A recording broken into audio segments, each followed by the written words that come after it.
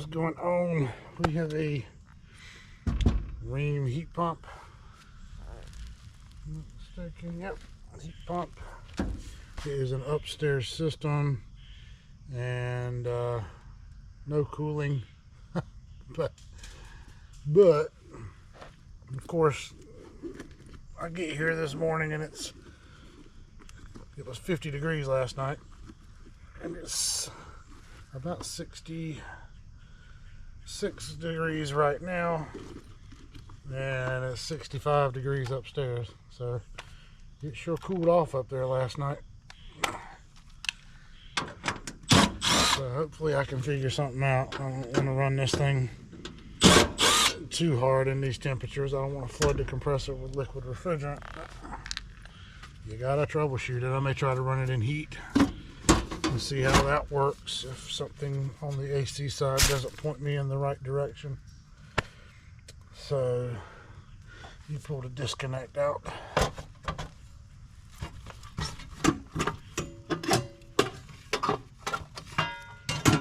Okay, so I've got the thermostat on, turned down to 55 degrees. Should be getting a call for cooling. The unit was not running when I got out here. I do not have any lights flashing. If I'm not mistaken, these Ring defrost boards have to have 24 volts feeding to them to work properly. So let's see what we got going on. Let me go get my glasses. Alright, got the glasses on, get a little bit of light, and I see perfectly fine about 1.5 feet away and further. But as I've gotten older, this little print and mess like this, especially if it's dark and shadowed, a pair of glasses and some light helps a whole lot. So anyway, first thing I want to do is go over here, see if I'm actually getting 24 volts on my R coming out here. I got my needle probe still on here from the other call, so we'll swap those out in a minute. So come on, where are we at? There we go. So I do have 28 volts on R there. So let's see what we've got up here at the board. This is my common. This common at R right there.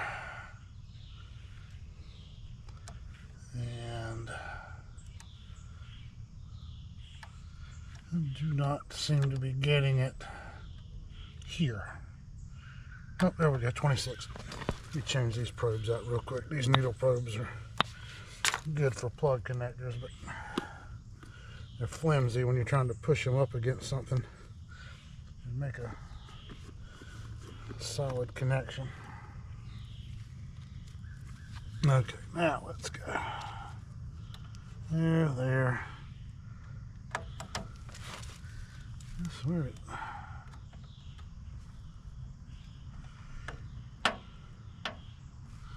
Still doesn't want to. 6 volts. There. Let me check common over here in R.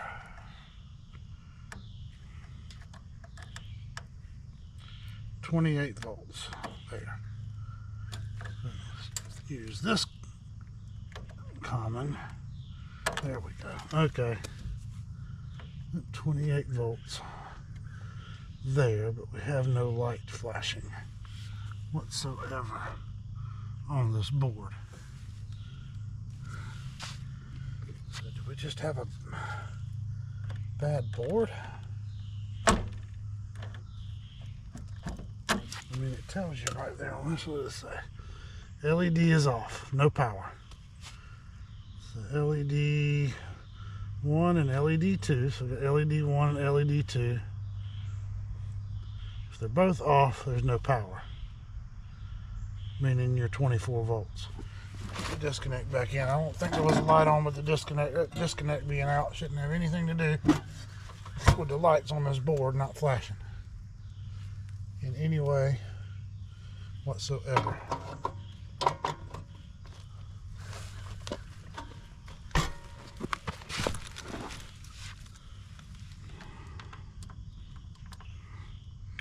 Got 245. The unit does come on and run.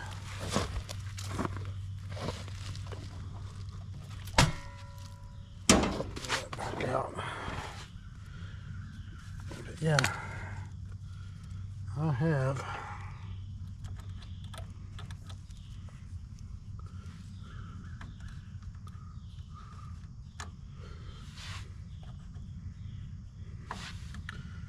these terminals are corroded or something.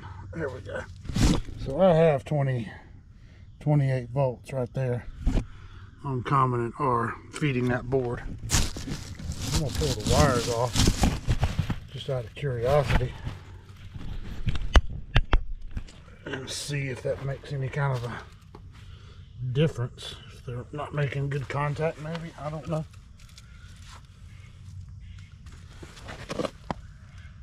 There's something buzzing around me over here.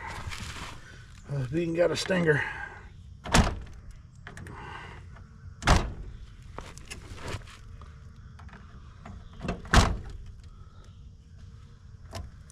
Hope I ain't sat on a hornet's nest either.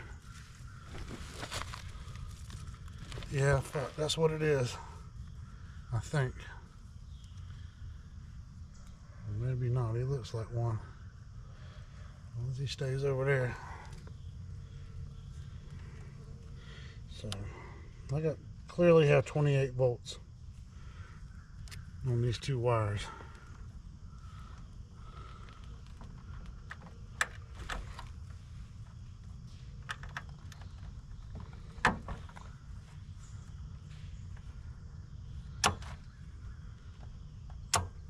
Something clicks when I connect it. Okay, I'm getting ready to get rid of this bee, guys. Now he's on my flashlight over here, crawling around on my flashlight, and I don't want it. There he is. See that? There he is. Let me get rid of this bee. All right, that's about the time I got up. He flew around to the front of the house. I get stung by those things. I swell up.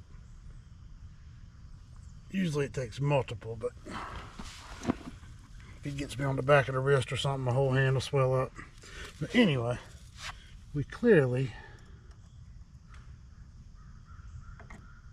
I had a click like something was resetting when I first put that thing on. I don't have any lights whatsoever on this defrost board,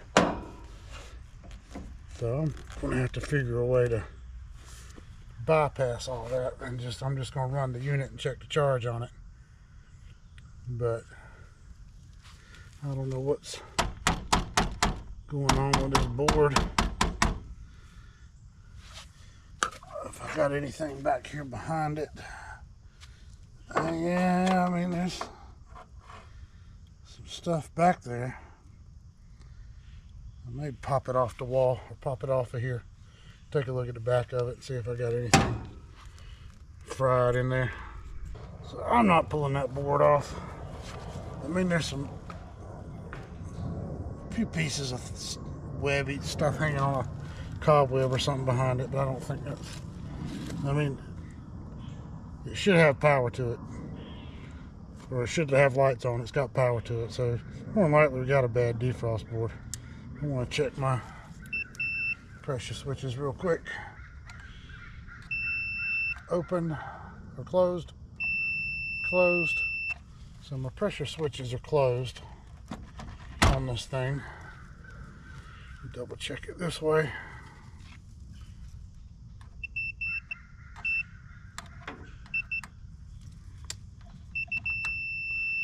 Okay, so my low pressure switch is closed. My high pressure switch is closed, so I don't have anything telling this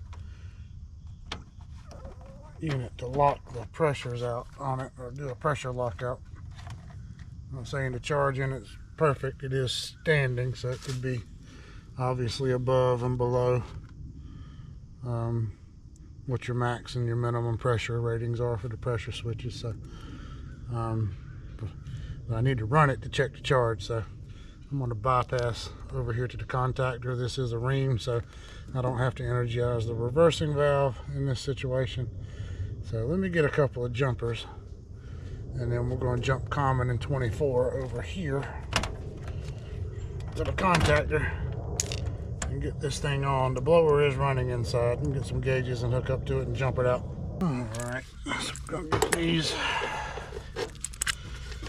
Hook up a set of probes on this thing, see what our standing pressure is on it. And I'm going to jump it out and run it. Hope there's no other problems with it, but I mean, I've seen this a number of times. These boards, if you're getting 24 volts on this board, it should light up, and if it does not, it doesn't work. Some of them used to work. It didn't matter. That Y was a closed circuit. It only opened during the actual defrost mode, but this one, for whatever reason, if you put 24 volts to it, or if it's getting 24 volts or there's no power to these boards, they don't run unless you bypass them. So anyway, at least that's what I've found with them. So let's put some pressure gauges on it real quick. Ugh. No, I'll put new gaskets in. Ooh. 68 psi.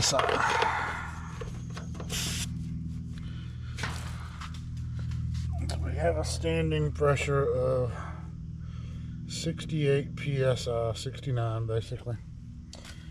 So I'm going to jump it out just to see if it comes on.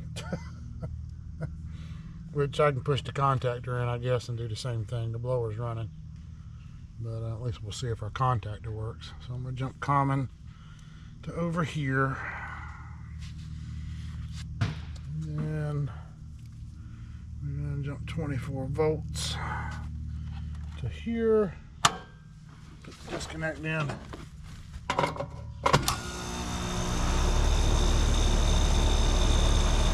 Obviously I'm bypassing the pressure switches, so that's not going to do anything. Yeah, it's dropping all the way down to 25 psi. Look at that right there. So, not only do we have a bad defrost board, we're going to have a leak in it somewhere.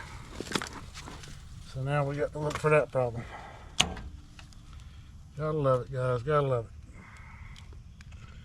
Sometimes it's one simple thing, which, I mean, that's not simple. You still got to go get the board and come back and all that, but sometimes it's multiple problems, and we have realized and found out that we have a bad defrost board and a leak somewhere. How old is this thing? Ooh, serial number, where you at? There it is on this side. So this unit is 3721, so it's only 3 years old. 3 years old? Really? Looks older than that.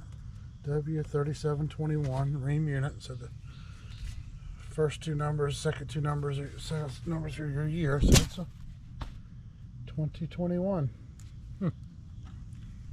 Gosh. So let's see if we can figure out where the leak is.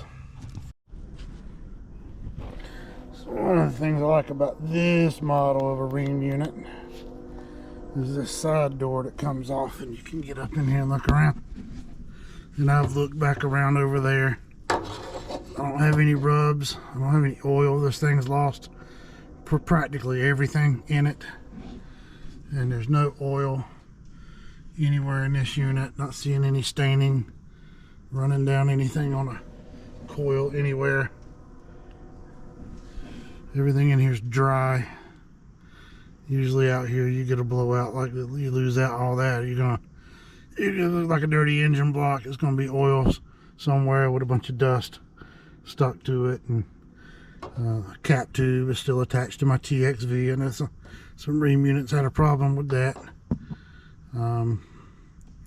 So Let's go ahead on up and get on that evaporator coil and see what we can find.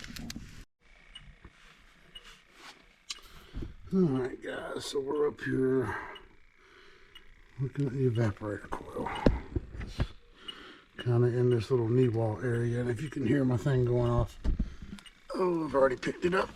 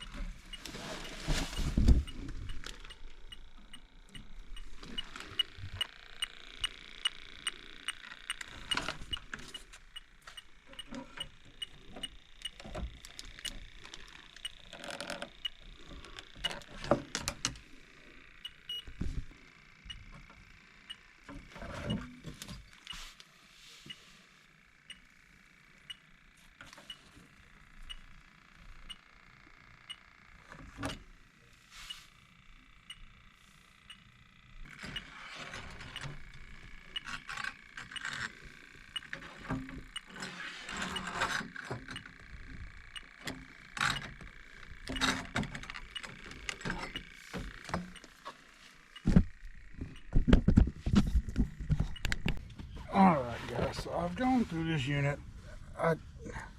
You saw that little bit of footage up there, a little hit. I went back a couple more times and didn't get anything there. Went through that coil up there and could not find anything. Went through this outdoor unit with the leak detector. I didn't show that, but I did. It's right there. There's no oil residue in this thing anywhere. There's no signs of a leak. I'm not picking. I don't know if our neighbor comes over here and stole it and huffs it and gets high on it. I don't know. But, I mean, we know we need a defrost board. And what I just realized is it drops common. It's not power. I mean, it's powered, but it's not working. I am getting 24 volts to it over here, but the board is not sending common right there. So I'm going to jump this, bypass all that, and we're going to charge it up. We got to get authorization approval on the board. The guy rents this house out, so we'll price that up for him. It should be under warranty anyway. We'll come back and we'll check the charge. I'm going to charge it up. It doesn't take a lot of refrigerant. And then we'll see what the pressures look like when we come back for the board. See if they've dropped off. I'm going to record my stuff in my notes so we know what the pressures were when I was here. And see how that works. So I could not find it. And this has happened. We got a line set down the side of the house. I checked the armor flex on that. There's no oil anywhere, nothing showing indication of a leak inside the line set. It was a brand new line set that was run when the unit was installed, so it's not an older one. But it's just a strange thing, to be honest. Something I just noticed here is this is the drain line coming out. And we didn't install this, but you got the drain line coming down here and running off, I guess, and dripping. But look at the bottom. They have run the liquid line down the inside of the PVC pipe. It goes all the way here and over to the unit. So they ran the liquid line instead of just taping it to that and running it out with the line set. For whatever reason, they have run that inside the PVC pipe, which means there's water running down that copper pipe all summer, every summer. And I wonder if there's a fitting in there or something has corroded and caused a leak.